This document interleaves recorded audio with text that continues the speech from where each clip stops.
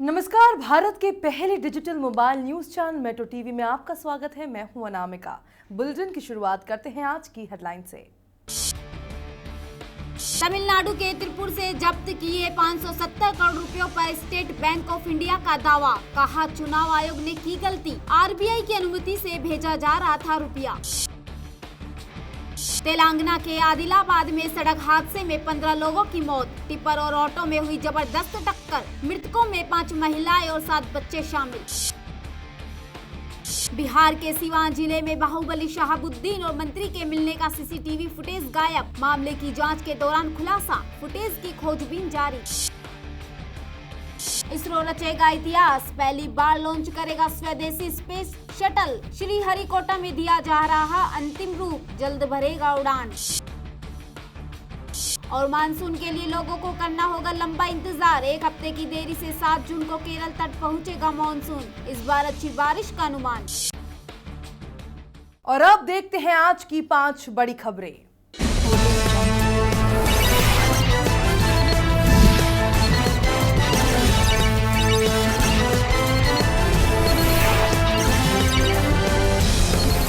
BJP के अध्यक्ष अमित शाह और केंद्रीय पेट्रोलियम मंत्री धर्मेंद्र प्रधान ने आज गुजरात के जनजातीय बहुल दाहोद जिले में प्रधानमंत्री उज्ज्वला योजना के दूसरे चरण की शुरुआत की।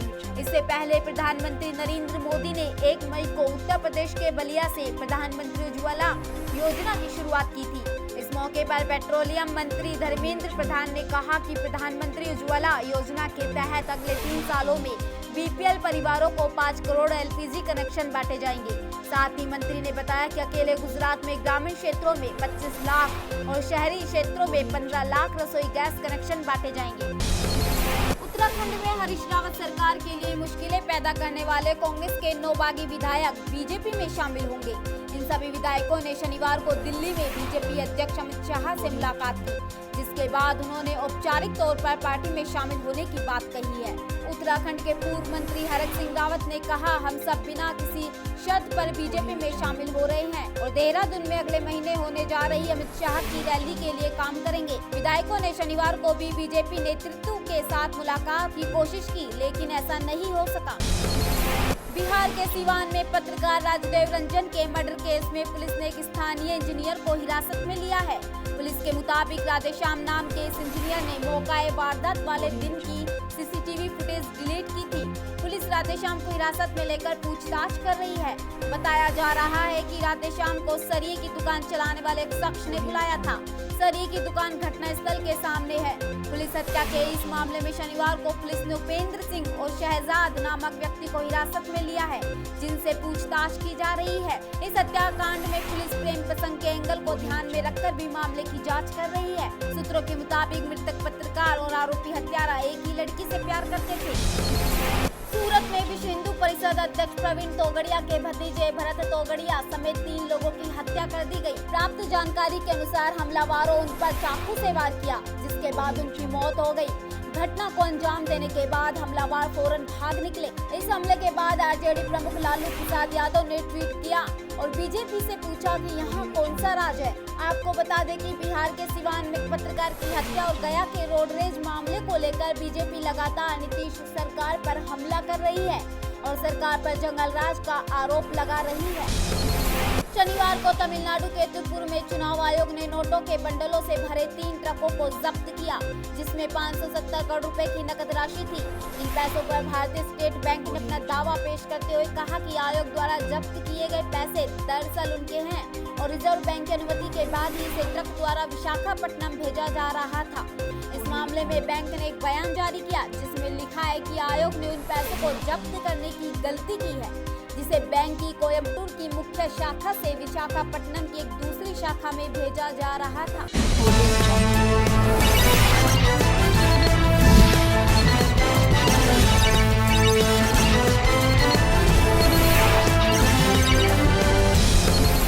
अब फटाफट नजर डालते हैं कुछ और बड़ी खबरों पर। महाराष्ट्र में लोगों को भीषण गर्मी का सामना करना पड़ रहा है, जहां तापमान सबसे ज्यादा स्थानों में 45 से ज्यादा डिग्री सेल्सियस तक हो गया है, जिसके चलते लोगों को सूर्य की गर्मी से बचने के लिए छाते और कपड़े से चेहरे को कवर करना पड़ रहा है। वहीं सड़क के किनारे पेय सामग्री बेचने वाले विक्रेताओं के कारोबार में तेजी आई है। यही नहीं, इस जला देने वाली गर्मी से अधिकतर गाँव में सूखा पड़ने से पानी की कमी आई है। बिहार के पूर्णिया जिले में सरपंच के बेटे पर कथित तौर पर एक नाबालिग लड़की के साथ दुष्कर्म करने का आरोप लगा है। पीड़िता को इलाज के लिए अस्पताल में भर्ती कराया गया है, जहां उसकी हालत गंभीर बनी हुई है। जानकारी के मुताबिक वारदात को अंजाम देने के बाद से ही आरोपी मौके से फरार है। वहीं पुलिस ने मामले को गंभीरता से लेते हुए छानबीन तेज कर फरार आरोपी की तलाश शुरू कर दी है। गुड्डू नाम का लड़का है, जो हाजी अजीमुद्दीन का लड़का है। अभी उसका पिता सरपंच है और समिति पद में जो है कि इस बार चुनाव लड़ रहे हैं। वो लड़का इसको आम देने के बहाना झाड़ी में ले गया और इसके साथ जो है कि मुंह में कपड़ा डाल के बलात्कार किया। उत्तराखंड और हिमाचल के जंगलों में लगी आग के बाद अब जम्मू कश्मीर में कल शाम से रियासी जिले के वन क्षेत्र में आग लग गई है, जिस पर अब तक काबू नहीं पाया जा सका। हालांकि वन विभाग की टीम पानी के जरिए आग पर काबू पाने की कोशिश में जुटी हुई है। ये आग जम्मू कश्मीर में राजौरी जिले के क्षेत्रों में बने वनों में लगी है। फिलहाल इस आग ने राजौरी स्थित जंगल को भी चपेट में ले रखा है। सुरक्षा बलों ने जम्मू कश्मीर में बड़ी सफलता हासिल करते हुए बारामूला से जैश कमांडर अब्दुल रहमान को गिरफ्तार किया है। हालांकि सबसे चौंकाने वाली बात यह है कि आतंकी के पास से आधार कार्ड बरामद हुआ। पुलिस मामले की जांच में जुट गई है। बताया जाता है कि पठानकोट हमले में भी अब्दुल रहमान की भूमिका रही है। वहीं जम्मू कश्मीर पुलिस ने बताया अब्दुल रहमान पाकिस्तान अधिकृत कश्मीर का नागरिक है, जो कथित रूप से जम्मू कश्मीर में जैश के आतंकी गतिविधियों का संचालन कर रहा था। आतंकियों को खुफिया इनपुट के आधार पर बारामूला के हाजीबल से गिरफ्तार किया गया। सूरत में विश्व हिंदू परिषद प्रेसिडेंट प्रवीण तोगड़िया के भतीजे भरत तोगड़िया समेत 3 लोगों की चाकू मारकर हत्या कर दी गई। हमले के बाद आरोपी मौके से भाग निकले। हमले में एक शख्स गंभीर रूप से जख्मी है, उसकी हालत नाजुक बताई गई है। सूत्रों के मुताबिक इसके पीछे की एक वजह निजी दुश्मनी मानी जा रही है। अभी तक केस में किसी आरोपी के अरेस्ट किए जाने की जानकारी नहीं है। ये मामला प्रवीण तोगड़िया के परिवार से जुड़ा हुआ है, इसलिए वारदात के बाद सूरत के वाराछा थाना इलाके में सुरक्षा बढ़ा दी गई है। फिलहाल पुलिस मामले की जाँच कर रही है। भारतीय अंतरिक्ष अनुसंधान संगठन अपने अब तक के सफर में पहली बार एक ऐसी अंतरिक्षीय उड़ान भरने जा रहा है जो इतिहास के पन्नों में दर्ज होगी। भारतीय अंतरिक्ष एजेंसी स्पेस शटल के स्वदेशी स्वरूप के पहले प्रक्षेपण के लिए तैयार है। यह पूरी तरह से मेड इन इंडिया प्रयास है। एक SUV वाहन के वजन और आकार वाले द्रुतगामी यान को श्रीहरिकोटा में अंतिम रूप दिया जा रहा है। इसके बाद प्रक्षेपण से पहले की उल्टी गिनती शुरू हो जाएगी। बड़े देश के एक द्रुतगामी और पुनः इस्तेमाल किए जा सकने वाले प्रक्षेपण यान के विचार को खारिज कर चुके हैं, लेकिन भारत के इंजीनियरों का मानना है कि उपग्रहों को कक्षा में प्रक्षेपित करने की लागत को कम करने का उपाय यही है कि रॉकेट का पुनर्चक्रण किया जाए और इसे दोबारा इस्तेमाल के लायक बनाया जाए। गर्मी से परेशानी झेल रहे लोगों के लिए एक परेशानी भरी खबर है। जानकारी के मुताबिक केरल तट पर मानसून अब हफ्ते भर देरी से पहुंचेगा। मौसम विभाग की ओर से पहले खबर थी कि मानसून इस बार 1 जून को केरल तट पर पहुंच जाएगा, लेकिन रविवार को विभाग ने जानकारी दी कि मानसून अब केरल के तट पर 7 जून तक पहुंचेगा।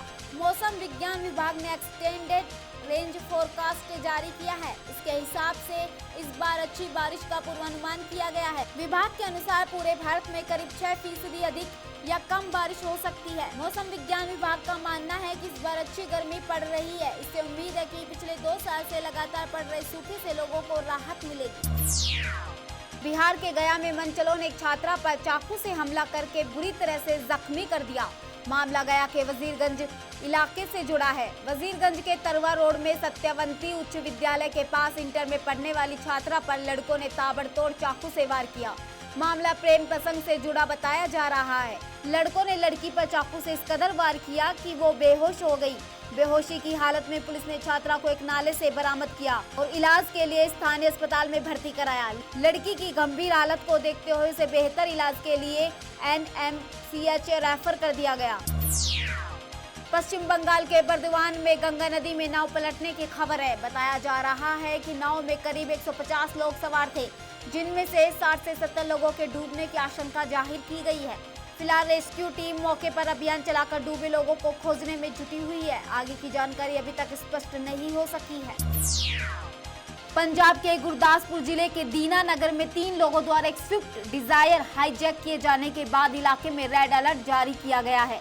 सूत्रों का कहना है कि टाटा सुमो में आए 3 लोगों ने देर रात प्रदीप सैनी को रोका और उन पर हमला कर कार को हाईजैक कर लिया, जिसका नंबर PD01A7651 है। वहीं पुलिस ने टाटा सुमो को बरामद कर लिया है, जबकि स्विफ्ट डिजायर को गुरदासपुर के पास बरामद किया गया।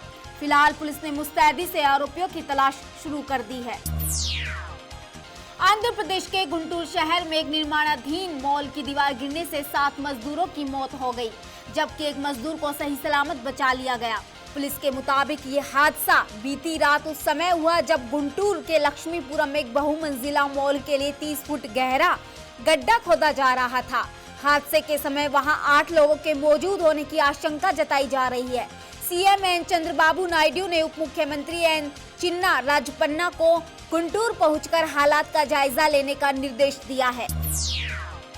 बिहार के सिवान के पत्रकार राजदेव रंजन की शुक्रवार की शाम अपराधियों द्वारा निर्मम हत्या किए जाने के विरोध में नालंदा और शेखपुरा जिले के पत्रकारों ने शनिवार की शाम कैंडल मार्च निकाला। ये कैंडल मार्च श्रम कल्याण केंद्र से निकलकर हॉस्पिटल मोड़ और कागजी मोहल्ला होते हुए वापस हॉस्पिटल मोड़ पर पहुंचकर सभा में तब्दील हो गया। इस मौके पर पत्रकारों ने इस घटना में शामिल अपराधियों की कड़ी सजा देने और मृतक के परिजनों को 25 लाख रुपए मुआवजा देने की मांग के साथ सुरक्षा की गारंटी की बात कही। आंध्र प्रदेश के हैदराबाद में शनिवार को पुलिस ने लुटेरों के 2 गिरोह का भंडाफोड़ किया। पुलिस ने आरोपियों से 33 लाख रुपए जब्त कर लिए हैं। इतना ही नहीं, गिरोह से 2 कारें, 2 ब्रीफकेस, ताले का गुच्छा और मोबाइल फोन भी बरामद कर लिया गया है। आपको बता दें कि पुलिस ने ये कार्रवाई जानकारी मिलने के बाद आंध्र प्रदेश, तमिलनाडु और तेलंगाना के राज्यों में कर 2 गिरोह को गिरफ्तार किया है। खबरों के सफर में फिलहाल इतना ही। देश दुनिया की पल पल की खबरें हम आप तक पहुंचाएंगे एक नए अंदाज में, आपके मोबाइल फोन के माध्यम से। तो आप जुड़े रहिए मेट्रो टीवी से। तब तक के लिए नमस्कार।